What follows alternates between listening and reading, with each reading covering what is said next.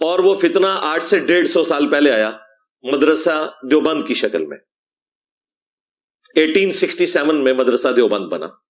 اس سے پہلے سب کانٹیننٹ کی اکثریت یہی بریلوی عقیدے رکھتی تھی، صوفیوں والے. یہ کراچی کا مفتی جھوٹ بول رہے ہیں کہ پہلے جو حنفی تھے وہ دیوبندی ہوا کرتے تھے، مدرسہ تو بعد میں بنا، عقیدے ان کے تھے. بالکل جھوٹ بول رہے ہیں. دیوبندیوں والے عقیدے پہلے نہیں تھے سب کانٹیننٹ میں. یہاں وہی عقیدے تھے جو بریلویوں کے ہیں، صوفیوں والے. اور جس شیخ احمد سرندی کا وہ نام لے رہے اس کے اپنے مکتوبات پرنٹ ہوئے ہیں، وہ پڑھ کے دیکھ. تمہارے آج کے جو عقیدے ہیں ان کے تحت تو شیخ احمد سرندی کا اسلام بھی ثابت نہیں ہوتا. دیوبندیوں کے جو عقیدے ہیں، بریلویوں والے عقیدے وہی ہیں جو شیخ احمد سرندی کے ہیں. بسم اللہ الرحمن الرحیم. مرزا جلمی ویسے تو اہل سنت و جماعت بریلویوں کے خلاف کوئی موقع ہاتھ سے نہیں جانے دیتا، اور چاہے اسے جھوٹ کا سہارا ہی کیوں نہ لینا پڑ جائے، مرزا جلمی جھوٹ بول کے بھی اہل سنت و جماعت کے نوجوانوں کو اہل سنت و جماعت بریلویوں کے عقائد و نظریات سے متنفر کرنے کی کوشش کرتا ہے. لیکن کبھی کبھی مرزا جلمی سچ بھی بول دیتا ہے. وہ کہتے ہیں نا کہ نکل جاتی ہے جن کے منہ سے سچی بات مستی میں کا مصداق ٹھہرتے ہوئے مرزا جلمی کبھی کبھی سچ بول دیتا ہے. اور ابھی مرزا جلمی نے ایک سچ بولا ہے، اور وہ سچ یہ بولا ہے کراچی کے مفتی کا رد کرتے ہوئے کہ کراچی کے دیوبندی مفتی نے یہ کہا کہ جو قدیم پرانے حنفی ہیں ان کے وہی عقائد ہیں جو دیوبندیوں کے عقائد ہیں. تو مرزا جلمی نے کہا کہ یہ بالکل جھوٹ ہے، یہ کراچی کا مفتی جھوٹ بول رہا ہے، ایسے نہیں ہے، بلکہ پرانے قدیم حنفیوں کے عقائد وہی ہیں جو آج بریلویوں کے عقائد ہیں. تو ہم کہتے ہیں بالکل مرزا جلمی ویل ڈن، تم نے صحیح بات کی ہے اور سچ بولا ہے اس مقام پہ کہ آج بریلویوں کے جو عقائد ہیں، اہل سنت و جماعت بریلویوں کے، یہ وہی عقائد ہیں جو قدیم پرانے حنفیوں کے عقائد ہیں، جو اسلاف امت کے عقائد ہیں، جو اولیاء اللہ کے عقائد ہیں. اور ماضی قریب سے لے کر ماضی بعید تک، ہندوستان سے لے کر عرب ممالک تک، پوری دنیا کے اندر صحابہ اکرام علیہ رضوان سے لے کر تابعین، تابعین سے تبع تابعین، اور آج تک امت کے اولیاء اللہ کے جو عقائد ہیں وہ وہی عقائد ہیں اللہ کے فضل و کرم سے جس پر آج اہل سنت و جماعت بریلوی قائم ہیں. امام ربانی مجدد الافسانی شیخ احمد سرندی رحمۃ اللہ کا نام لیا گیا، اور مرزا نے کہا کہ شیخ احمد سرندی کے عقائد وہی ہیں جو آج بریلویوں کے عقائد ہیں. تو ہم کہتے ہیں بالکل ایسے ہی ہے. شیخ عبدالحق محدث دہلی رحمۃ اللہ علیہ تو ان کے عقائد بھی وہی ہیں جو آج بریلویوں کے عقائد ہیں. شاہ ولی اللہ سے محدث دہلی ہوں یا شاہ عبدالعزیز صاحب محدث دہلی ہوں، ان کے وہی عقائد ہیں جو آج اہل سنت و جماعت بریلویوں کے عقائد ہیں. نہ صرف یہ بلکہ ان سے پیچھے ماضی بعید میں پھر ہندوستان سے لے کر عرب تک جہاں کہیں اولیاء اللہ موجود ہیں ان کے وہی عقائد ہیں جو آج جن عقائد پر اہل سنت و جماعت بریلوی قائم و دائم ہے اللہ کے فضل و کرم سے. تو یہ مرزا جلمی نے بات سچی کر دی ہے کہ بریلویوں کے وہی عقائد ہیں جو کہ پرانے قدیم حنفیوں کے عقائد. اچھا، یہاں مرزا جلمی کا دوسرا جھوٹ بھی ایکسپوز ہو جاتا ہے. یہاں تو کراچی والے دیوبندی مفتی کا رد کرتے ہوئے مرزا جلمی نے یہ کہہ دیا کہ وہ کراچی والا مفتی جھوٹ بول رہا ہے کہ دیوبندیوں کے وہی عقائد ہیں جو قدیم حنفیوں کے عقائد ہیں. نہیں، بریلویوں کے عقائد ہیں جو قدیم حنفیوں کے عقائد ہیں، یہ بریلویوں کے عقائد ہیں. اچھا، قدیم جو حنفی وہ 200 سال پیچھے ہوں، 400 سال ہوں یا 800 سال پیچھے ہوں، ان کے جو عقائد ہیں وہی عقائد بریلویوں کے ہیں. تو تم یہ بھی چورن بیچنے کی کوشش کرتے ہو اپنے بلائنڈ فالوورز کے سامنے کہ یہ جو بریلوی فرقہ یہ 1896 میں پیدا ہوا، یہ تو فرقہ ہی انڈیا سے پیدا ہوا ہے، یہ تو 1896 میں پیدا ہوا. صرف بریلوی کا ٹائٹل دے کے تم یہ ان کی آنکھوں میں مٹی اور دھول جھونکنے کی کوشش کرتے ہو کہ یہ گویا کہ 100-150 سال کی پیداوار ہے.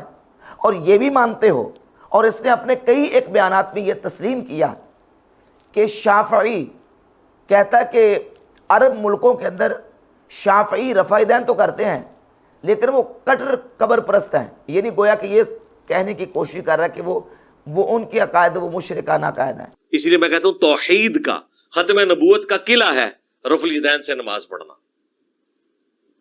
ایٹ لیسٹ سب کانٹیننٹ میں.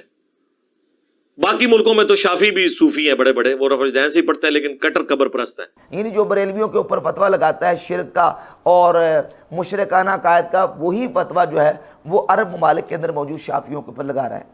پھر ایک مقام پہ اس نے یہ کہا کہ نجدیوں کی حکومت آنے سے پہلے، ویسے تو کہتا ہے قرآن و سنت کے منہج والوں کی حکومت آنے سے پہلے، مراد اس سے نجدی ہیں، یعنی سعودیہ کے وہابی اور سعودیہ کے نجدی ہیں، ان کی حکومت آنے سے پہلے مکہ المکرمہ اور مدینہ شریف میں کہتا صوفیوں کی حکومت تھی۔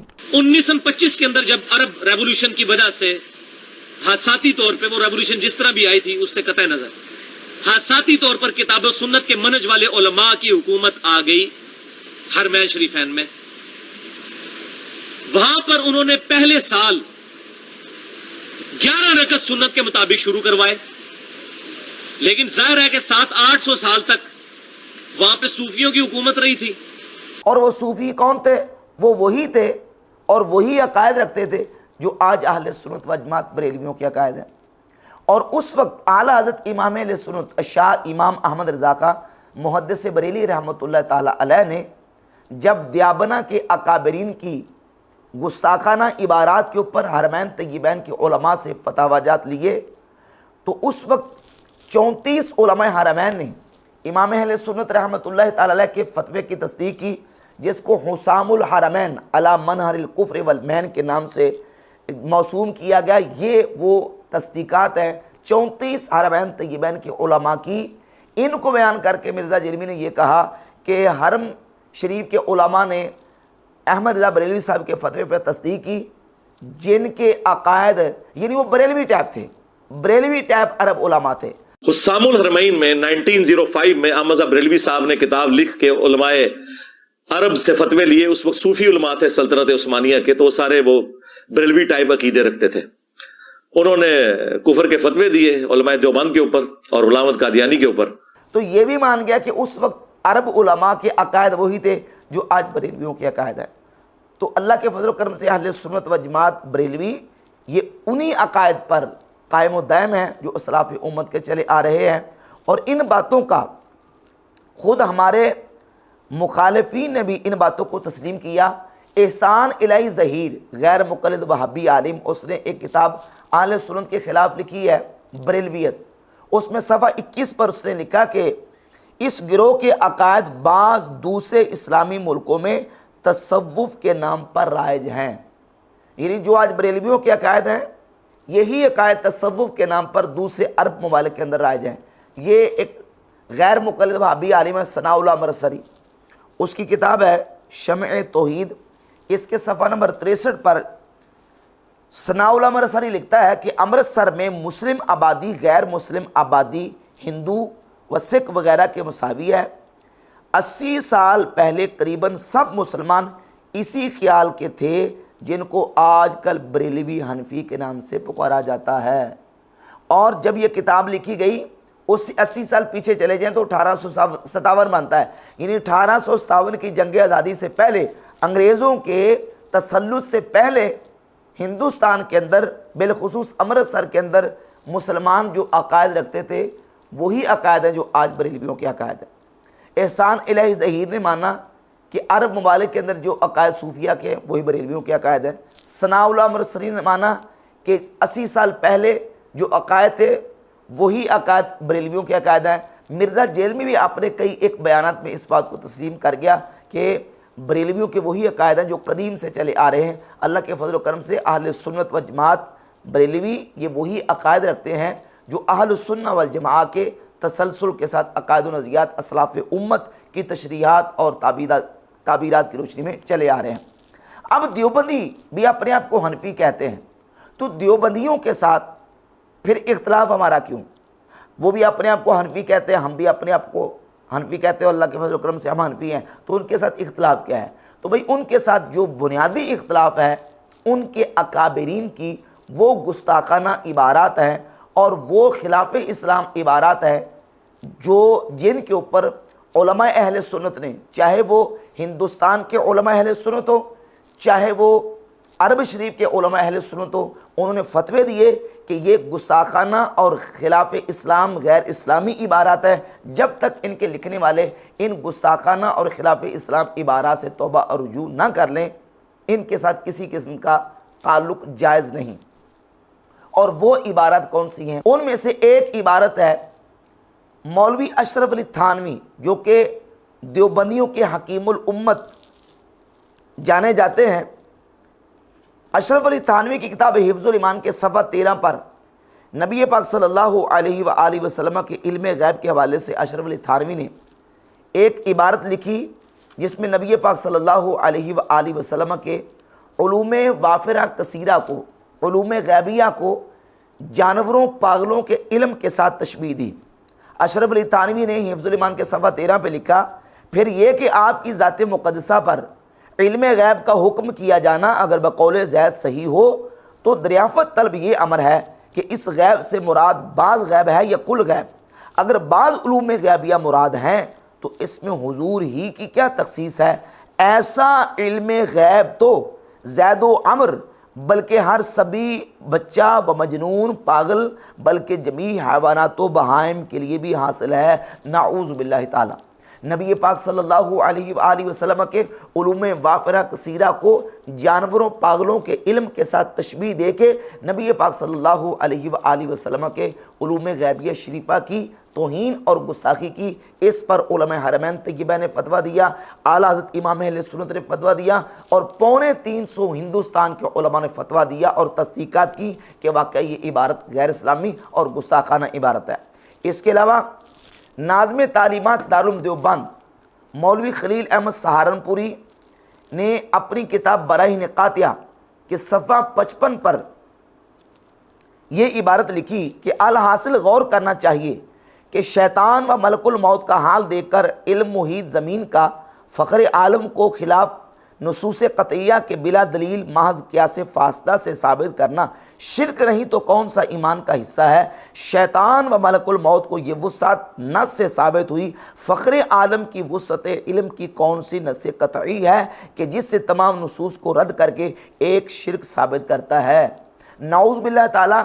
اس عبارت میں خلیل احمد سہارنپوری نے شیطان کا علم نبی پاک صلی اللہ علیہ وآلہ وسلم کے علم سے زیادہ مانا، اور نبی کریم صلی اللہ علیہ وآلہ وسلم کے علم کی اور حضور علیہ الصلوۃ والسلام کے علوم غیبیہ شریفہ کی یہاں توہین کی اور گستاخی کا ارتکاب کیا۔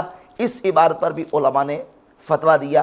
اور بانی دارالعلوم دیوبند مولوی قاسم نانوتوی کی کتاب تحذیر الناس من انکار اثر ابن عباس، جس میں قاسم نانوتوی نے نبی پاک صلی اللہ علیہ وآلہ وسلم کی ختم نبوت زمانی کا انکار کرتے ہوئے معنی خاتم النبیین کا بھی انکار کیا اور حضور کی ختم نبوت زمانی کا انکار کیا۔ اپنی کتاب کے شروع بالکل خطبہ آغاز میں لکھا کہ سو عوام کے خیال میں تو رسول اللہ صلی اللہ علیہ وآلہ وسلم کا خاتم ہونا بئی معنی ہے کہ آپ کا زمانہ انبیاء سابق کے زمانہ کے بعد اور آپ سب میں آخری نبی ہیں، مگر اہل فہم پر روشن ہوگا کہ تقدم یا تأخر زمانی میں بالذات کچھ فضیلت نہیں۔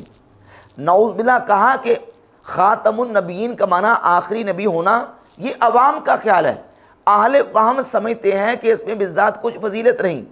نعوذ باللہ تعالی نبی پاک صلی اللہ علیہ وآلہ وسلم کی ختم نبوت معنی آخر النبیین ہونے کو عوام کا خیال ٹھہرایا، جبکہ یہ عوام کا خیال نہیں، مسلمانوں کا قطعی حتمی سمعی جزمی اور یقینی اور محکم عقیدہ ہے کہ خاتم النبیین کا معنی آخری نبی، اور نبی پاک صلی اللہ علیہ وآلہ وسلم سارے نبیوں کے آخر میں مبعوث ہوئے۔